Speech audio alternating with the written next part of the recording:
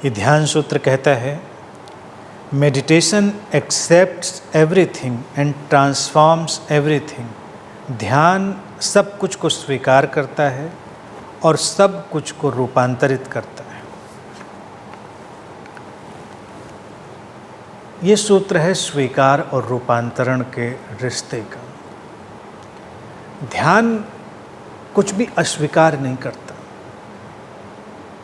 सब कुछ को स्वीकार कर लेता है। ध्यान का अर्थ ही है सर्व स्वीकार की दशा, स्टेट ऑफ टोटल एक्सेप्टेंस।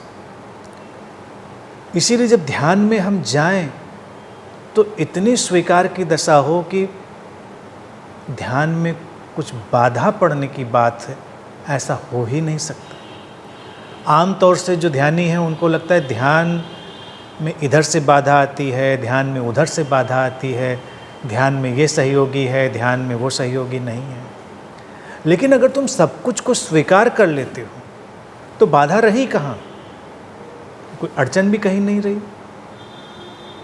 अर्थात कोई भी परिस्थिति हो, कैसी भी स्थिति हो, तुम्हारे चारों ओर का वातावरण कैसा भी हो, तुम्हारे अंदर का वातावरण कैसा भी हो, तुम सब कुछ स्वीकार कर लेते हो और तुम ध्यानपूर्ण होने की कोशिश करते हो या उसको घटने देने की तरफ बढ़ते हो। और जब तुम सब कुछ को स्वीकार कर लेते हो तो तुम देखते हो कि सब कुछ रूपांतरित होने लगता है, सब कुछ ट्रांसफॉर्म होने लगता है। यही ध्यान की कीमिया है, अल्केमी है और ध्यान का रहस्य है, उसकी मिस्ट्री है। अस्वीकार बदलने नहीं देता, स्वीकार बदल देता है।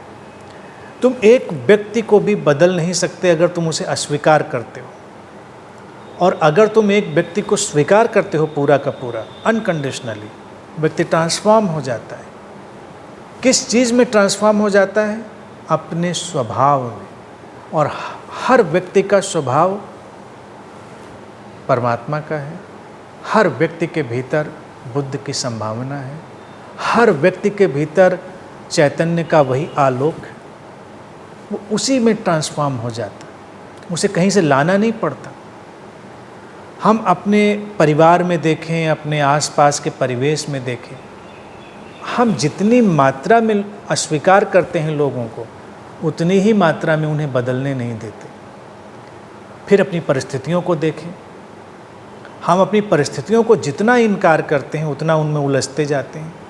परिस्थिति अच्छी हो या बुरी हो, कैसी भी परिस्थिति हो, सुविधाजनक हो असुविधाजनक हो, तुम अगर परिस्थिति को पूरा का पूरा स्वीकार कर लो कि ठीक है, जो भी है उसको मैंने अभी इस क्षण पूरा स्वीकार किया, क्योंकि इस क्षण पूरा अस्तित्व ऐसा ही चाहता होगा, इसीलिए तो ये परिस्थिति बनी है। अगर पूरा अस्तित्व ही ना चाहता होता तो ये परिस्थिति इस क्षण नहीं बनती।